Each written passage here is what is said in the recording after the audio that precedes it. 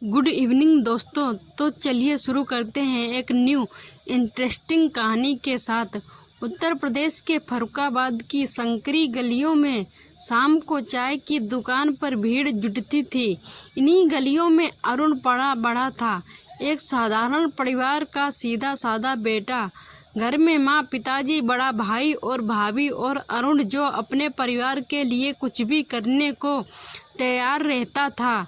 अरुण की शादी 3 साल पहले हुई थी नीतू से। नीतू नज़दीकी शहर की रहने वाली पढ़ी लिखी और आत्मसम्मान से भरी लड़की थी। उसके चेहरे पर हमेशा एक सादगी भरी मुस्कान रहती, लेकिन आंखों में अपने आप को साबित करने की चमक थी। शादी के शुरुआती साल जैसे सपनों की तरह बीते।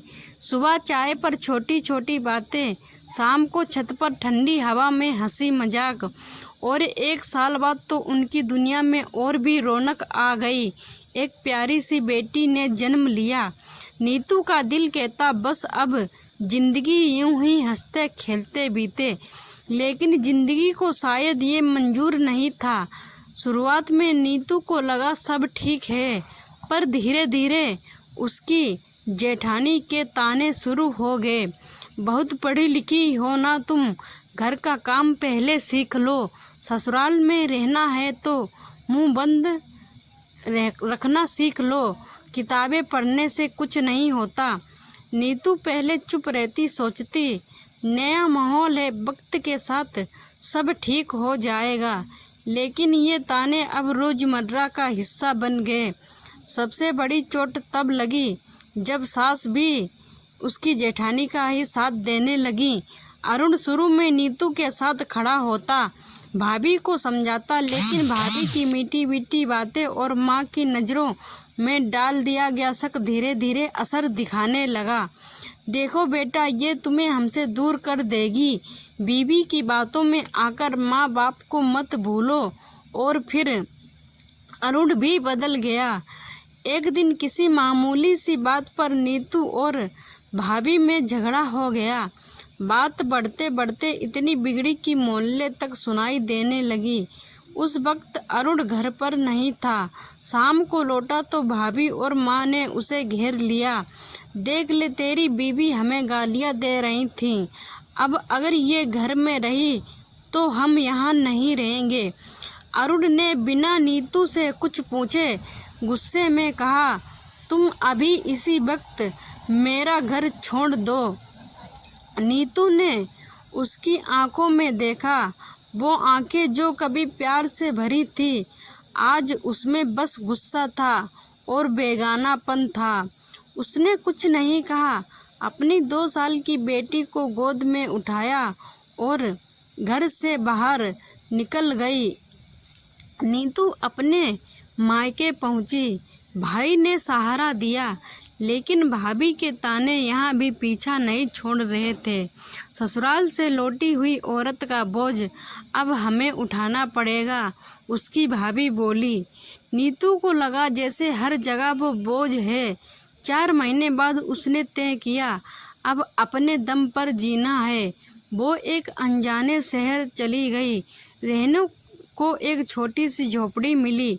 किराया इतना था कि आधी कमाई वहीं चली जाए। शुरुआत में कुछ काम नहीं मिला। 2 दिन तक बेटी के साथ बिना ठीक से खाना खाए गुजारा। फिर बाजार में एक ठेला लगाने का मौका मिला, फल और सब्जियां बेचने का। सर्दी हो, गर्मी हो, बारिश हो, नीतू रोज सुबह ठेला लगाती, शाम को बेटी के लिए पढ़ाई का समय निकालती। कभी कभी पैसे इतने कम होते कि खुद भूखी रहकर बेटी को ही खिला देती।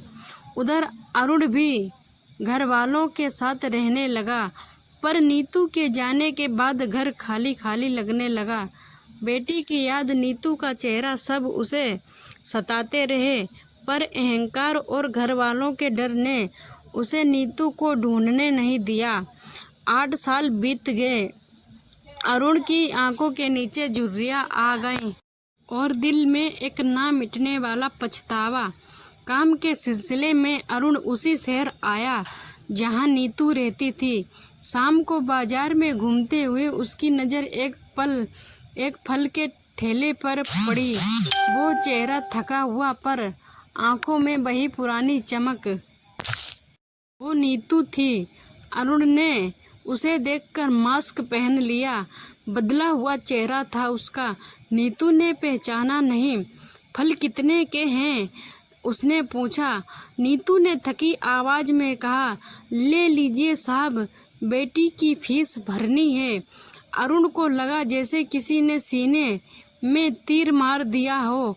उसे अपनी बेटी की याद आ गई।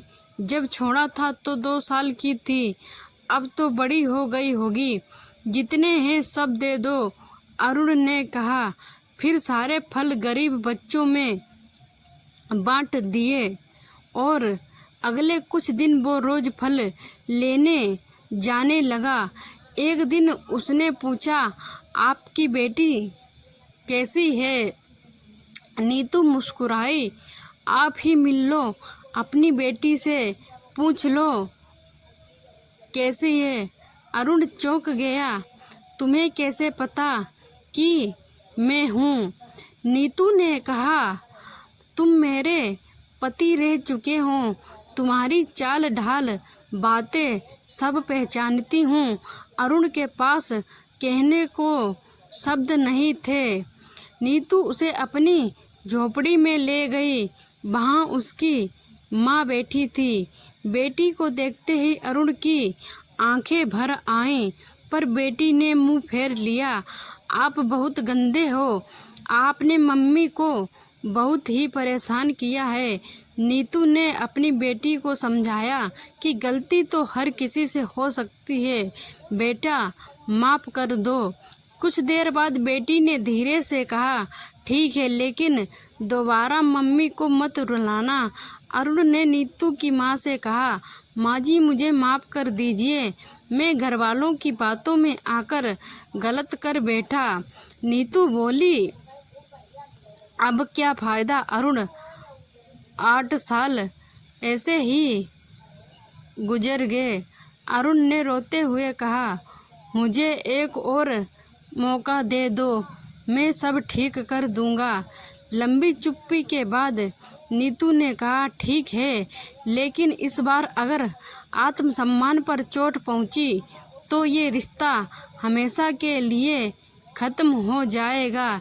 इस तरह एक टूटा हुआ घर फिर से जुड़ गया। दोनों ने ठान लिया, अब कभी भी किसी की बातों में आकर जल्दबाजी में कोई फैसला नहीं लेंगे। सीख, कभी भी रिश्तों में दूसरों की राय को हावी मत होने दीजिए। सच जाने बिना किसी को दोष देना कई बार जिंदगी भर का पछतावा दे जाता है। अगर ये कहानी आपके दिल को छू गई हो तो वीडियो को लाइक करें, अपने दोस्तों के साथ शेयर करें और चैनल को सब्सक्राइब करना ना भूलें। मिलते हैं एक और ऐसी ही दिल को छू लेने वाली कहानी के साथ। तब तक अपना ख्याल रखें, खुश रहें, मस्त रहें। जय हिंद, जय भारत।